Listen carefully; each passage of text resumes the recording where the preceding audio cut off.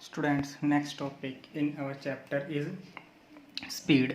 तो स्टूडेंट यहाँ पर स्पीड है. स्पीड को वैसे तो हम जनरली हमें पता है कि स्पीड क्या होता है, कि कोई ऑब्जेक्ट कितनी डिस्टेंस ट्रेवल्ड करता है पर यूनिट टाइम, इसको हम कहते हैं स्पीड. तो स्टूडेंट यहाँ पर हम स्पीड को कुछ टेक्निकल टर्म्स के अकॉर्डिंग क्या करने वाले हैं, एक्सप्लेन करने वाले हैं. तो स्टूडेंट यहाँ पर अगर हम स्पीड को डिफाइन करते हैं तो कह सकते हैं student, it is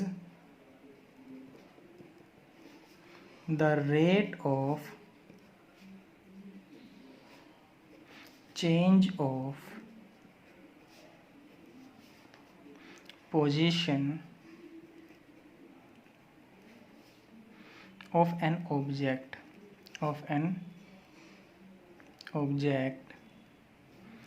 with time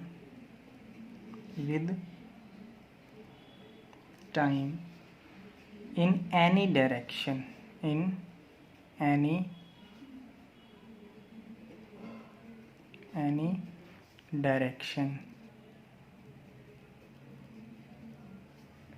is called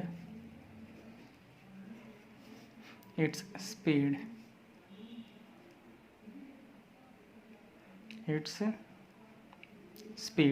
तो स्टूडेंट यहाँ पर क्या है, it is the rate of change of position, यानी पोजीशन के चेंज होने की rate of an object with time, यानी टाइम के साथ हमें क्या देखना है, the rate of change of position, यानी पोजीशन के चेंज होने की रेट को हम क्या कहते हैं, स्पीड कहते हैं.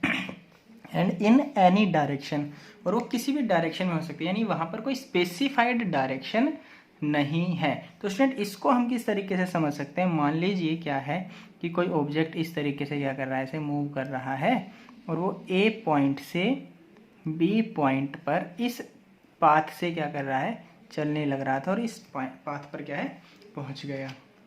स्टूडेंट मान लीजिए यहाँ से यहाँ तक जाने में उसने क्या किया, जब इस पाथ से चल रहा था, मूव कर रहा था, तो देखो यहाँ पर क्या है स्टूडेंट, हमें क्या करना है, इस पाथ की जो रेट ऑफ चेंज है, यानी यहाँ से यहाँ तक उसकी जो पोजीशन चेंज हुई है, यहाँ से यहाँ तक जो उसकी पोजीशन चेंज हुई है in time interval with time. तो यानी मान लीजिए हमने क्या कहा, उसकी जो पोजीशन चेंज हुई है यहाँ से यहाँ तक, कितनी पोजीशन चेंज हुई स्टूडेंट, अगर हम इन एनी डायरेक्शन की बात करें तो पोजीशन हमने कह सकते हैं इसकी जो डिस्टेंस ट्रेवल किया होगा, इसने जो डिस्टेंस ट्रेवल्ड किया होगा उतनी ही क्या होगी स्टूडेंट, यहाँ पर इसकी पोजीशन चेंज हुई होगी, क्योंकि यहाँ पर हम इन एनी डायरेक्शन की बात कर रहे हैं, हर डायरेक्शन को ऐड करना है.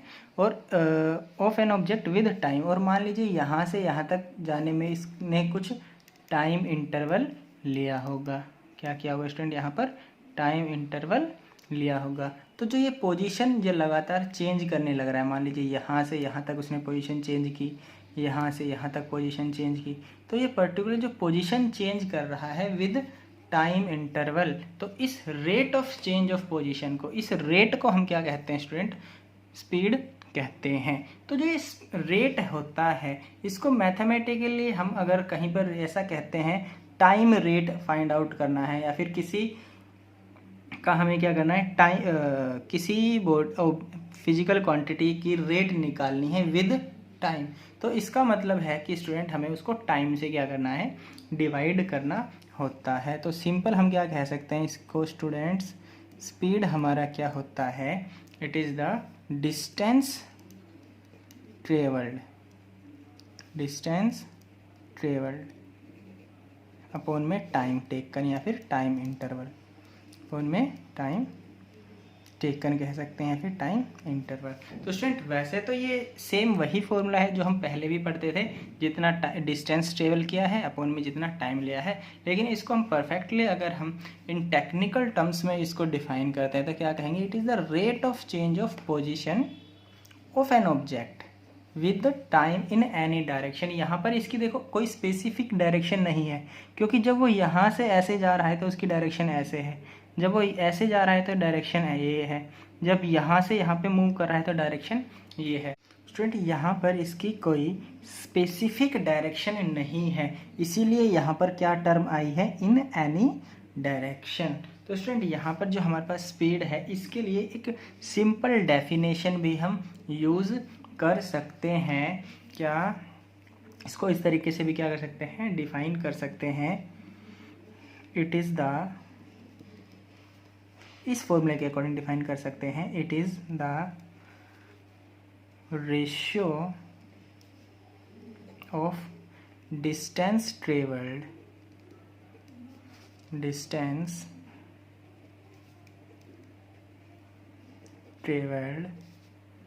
to the corresponding time interval।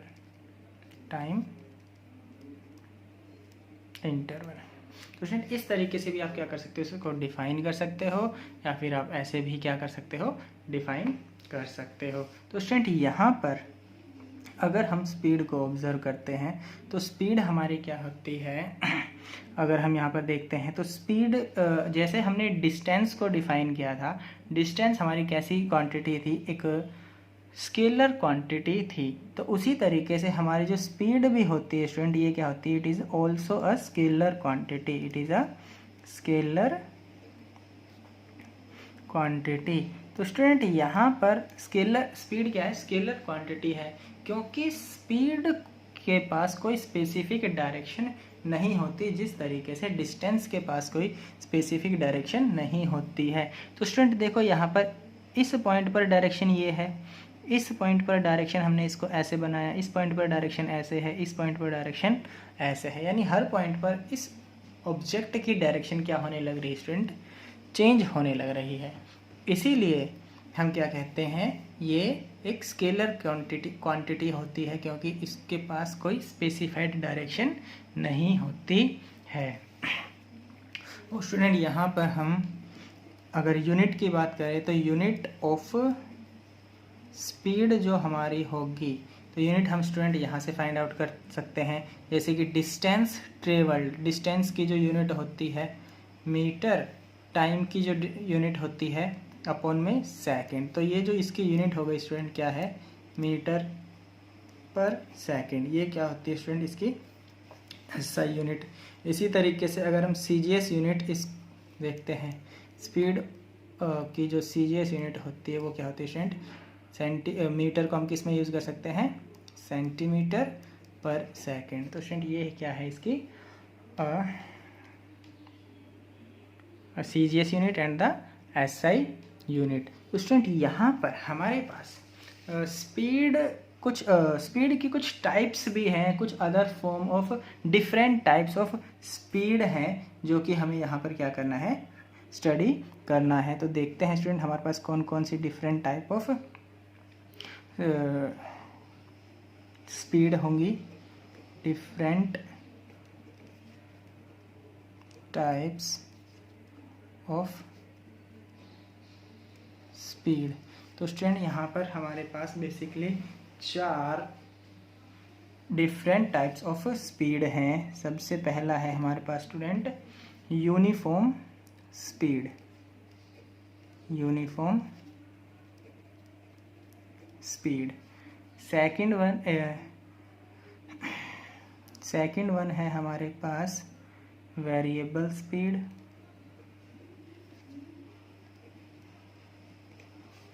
Third one है एवरेज स्पीड।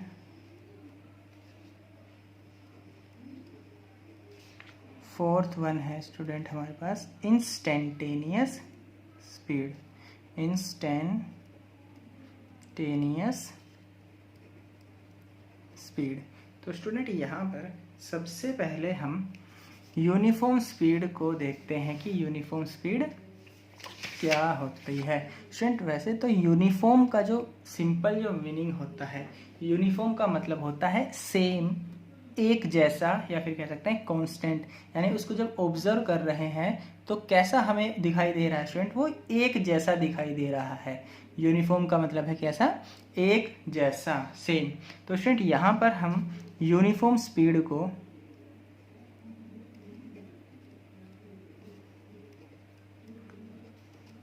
डिफाइन कर सकते हैं। इससे पहले इसको समझते हैं कि यूनिफॉर्म स्पीड होती क्या है। तो यूनिफॉर्म स्पीड का मतलब जैसे कि नाम से पता चल रहा है कि एक जैसा, हमें कैसा दिखाई देगी, वो स्पीड एक जैसी दिखाई देगी। तो इसका मतलब हम कह सकते हैं कि कोई ऑब्जेक्ट कांस्टेंट स्पीड से क्या कर रही है, मूव कर रहा है। कोई ऑब्जेक्ट क्या कर रहा है, कांस्टेंट स्पीड से मूव कर रहा है। तो हम उसको क्या कह सकते हैं स्टूडेंट, यूनिफॉर्म स्पीड कह सकते हैं। क्या कह सकते हैं, यूनिफॉर्म स्पीड कह सकते हैं। लेकिन स्टूडेंट इसको जब हम डिफाइन करते हैं तो वहाँ पर हम इसको कुछ पर्टिकुलर टर्म्स के साथ इसको क्या कर सकते हैं, एक्सप्लेन कर सकते हैं। जैसे कि मान लीजिए हमारे पास एक ऑब्जेक्ट है और इस पाथ के अकॉर्डिंग क्या कर रहा है, मूव कर रहा है। ए से बी तक क्या कर रहा है, वो मूव कर रहा है। और हमने कहा मान लीजिए जब वो ऐसे चल रहा था तो इसको मैं क्या कर रहा हूँ, छोटे छोटे सेगमेंट्स में क्या कर रहा हूँ, कन्वर्ट कर रहा हूँ। मान लीजिए ए से A1 पॉइंट तक मूव हुआ, A1 से यहाँ पर A2 पॉइंट, यहाँ पर A3, A4, ऐसे A5। मान लीजिए हमने क्या किया, जो ये सेगमेंट हैं इन सेगमेंट को हमने क्या लिया, इक्वल सेगमेंट मान के चल रहे हैं। यानी A1 की लेंथ किसके इक्वल है, A2 के इक्वल है, ये A1 किसके इक्वल है, ये लेंथ A1 A2 के इक्वल है, ये लेंथ किसके इक्वल है स्टूडेंट, A2 A3 के इक्वल है, ये लेंथ किसके इक्वल है, A3 A4 के इक्वल है। यानी सारे जो सेगमेंट्स हैं क्या है, एक दूसरे के इक्वल है, मतलब इक्वल लेंथ के हैं। और स्टूडेंट अगर यहाँ से यहाँ तक जब वो ऑब्जेक्ट ऐसे मूव हो रहा है तो उसको यहाँ से यहाँ तक चलने में भी क्या हो रहा है, सेम टाइम इंटरवल क्या कर रहा है, वो मेज़र कर रहा है। कहने का मतलब क्या है स्टूडेंट, यहाँ से यहाँ तक जाने में उसने टाइम लिया। मान लीजिए एक एग्जांपल के थ्रू हम देख लेते हैं। मान लीजिए यहाँ पे जो उसकी स्पीड, यहाँ पे जो उसने टाइम इंटरवल लिया है A से A1 तक जाने में हमने कह दिया मान लीजिए 1 सेकेंड लग रही है। यहाँ से यहाँ तक जाने में भी 1 सेकेंड, यहाँ से यहाँ तक जाने में भी 1 सेकेंड। यानी हर सेगमेंट में पहुँचने पर, हर सेगमेंट तक को कवर करने में कितना टाइम लग रहा है स्टूडेंट, यहाँ पर 1 सेकेंड ही टाइम लग रहा है। और ये जो डिस्टेंस है स्टूडेंट, हमने क्या कह दिया, सारी की सारी ये डिस्टेंस किसके इक्वल है, 1 मीटर के इक्वल है। कहने का मतलब क्या है, ये भी 1 मीटर है, ये भी 1 मीटर है, ये भी 1 मीटर, ये भी 1 मीटर, ये वाला सेगमेंट भी 1 मीटर और ये सेगमेंट भी 1 मीटर। तो स्टूडेंट यहाँ पर अगर मैं हर सेगमेंट के लिए क्या करता हूँ, ये जो लेंथ सेगमेंट है इन टुकड़ों के लिए क्या करता हूँ, स्पीड फाइंड आउट करता हूँ। तो इसके लिए जो हमें स्पीड मिलेगी क्या होगी, 1 मीटर अपॉन में 1 सेकेंड। क्या हुआ स्टूडेंट, 1 मीटर पर सेकेंड। 1 मीटर अपॉन में 1 सेकेंड क्या हुआ, इस फॉर्मूले के अकॉर्डिंग डिस्टेंस अपॉन में टाइम। क्या हुआ स्टूडेंट, इसकी इस सेगमेंट के लिए स्पीड क्या हुई, 1 मीटर।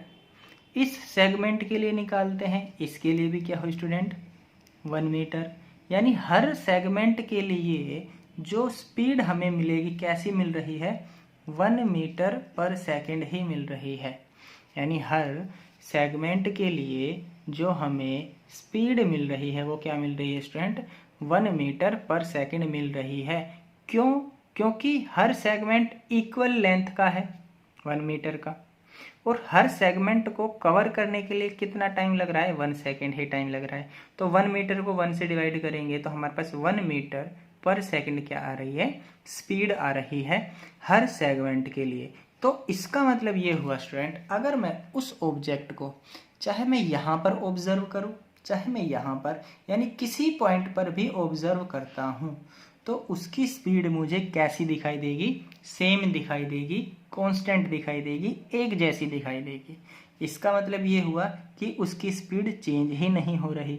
और अगर उसकी स्पीड चेंज नहीं होती है तो उसको हम क्या कहते हैं स्टूडेंट, यूनिफॉर्म स्पीड कहते हैं। इसको क्या कहेंगे स्टूडेंट हम? Uniform speed. तो यहाँ पर हम यूनिफॉर्म स्पीड को स्टूडेंट किस तरीके से डिफाइन कर सकते हैं? मान लीजिए यहाँ पर हम डिफाइन कर रहे हैं यूनिफॉर्म स्पीड। इसको हम डिफाइन कर सकते हैं स्टूडेंट कैसे कि देखो हर इक्वल डिस्टेंस या फिर हर इक्वल जो पार्ट है, ये लेंथ सेगमेंट है, इक्वल डिस्टेंसेस क्या कर रहा है? इक्वल टाइम इंटरवल में क्या कर रहा है? कवर कर रहा है, जिसके कारण ये सभी स्पीड क्या आ रही थी? सभी सेगमेंट के लिए सेम आ रही थी।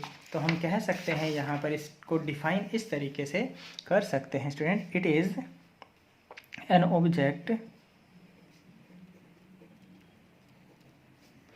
is said to be moving with uniform speed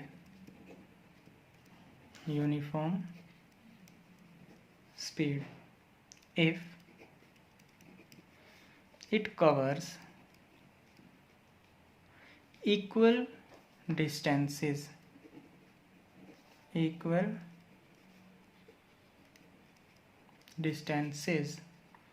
in equal time intervals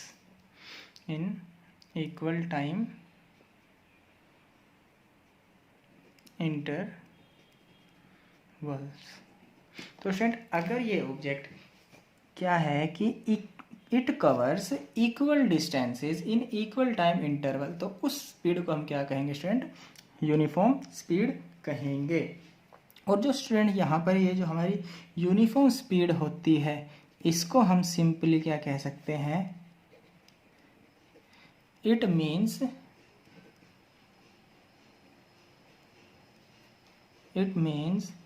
an object moves with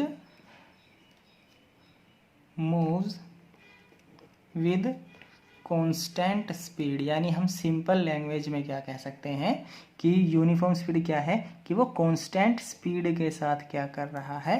move कर रहा है। तो हम क्या कह पाएंगे स्टूडेंट? वो कैसी स्पीड है? हमारी यूनिफॉर्म स्पीड है।